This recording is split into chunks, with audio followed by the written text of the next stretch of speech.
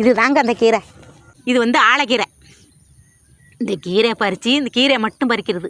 பறித்து நல்லா இவ்வளோ கீரைக்கு 2 படி இலை 1 படி இலைக்கு பறிக்கிறது. பறித்து நல்லா சுத்தமாக கழுவி விட்டு முன்ன பின்ன பார்த்து இந்த கீரையை இது வந்து மிதக்கும். இது மேலே தண்ணியே படாது. பார்த்திங்கன்னா அப்படியே துளி துளியாக மழை துளி மாதிரி மழை பெஞ்சாக்கா மேலே நிற்கும். முத்து முத்தாக இருக்கும், பார்க்குறதுக்கு அழகாக இருக்கும். மேலே தண்ணி நிற்காது. தாமரை இலையில் கிடக்கு பார்த்திங்களா, அந்த மாதிரி இருக்கும். சேம இலையில் கிடக்கிறது மாதிரி இருக்கும்.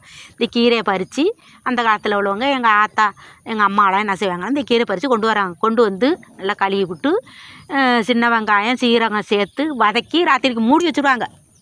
நைட்டே கொடுக்க மாட்டாங்க. காலையில் பழைய சோறு இருக்குது பார்த்திங்களா, அந்த சோத்துக்கு தொட்டுக்கிட்டு சாப்பிட்டோம்னா அவ்வளோ டேஸ்ட்டாக இருக்கும். நம்ம ஆட்டு ஈரல் மாதிரி ஆட்டு ரத்தம் பொரிச்சிருக்கு பாருங்கள், அந்த மாதிரி இருக்கும். அந்த மாதிரி சுண்டி வச்சுருப்பாங்க கீரை. அப்போ வந்து சுடுசாதத்துக்கும் சாப்பிடலாம், ரசம் வச்சு அதுக்கும் சாப்பிடலாம், பழையதுக்கும் சாப்பிடலாம். அவ்வளோ டேஸ்ட்டாக இருக்கும்.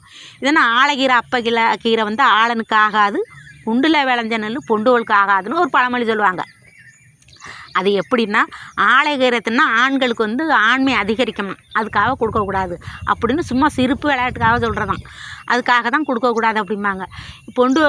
குண்டில் விளைஞ்ச நெல் பொண்டுகளுக்கு ஆகாது அப்படின்னா நீ ஆலைக்கீரை கொடுக்கல, நான் வந்து வயலில் விளைஞ்ச குண்டில் விளைஞ்ச நெல்லை நான் கொடுக்க மாட்டேன் அப்படின்னு சொல்லி ஒருத்தருக்கு ஒருத்தர் பரியாசம் பண்ணிக்கிறதான் இந்த காலத்தில் உள்ளவங்க.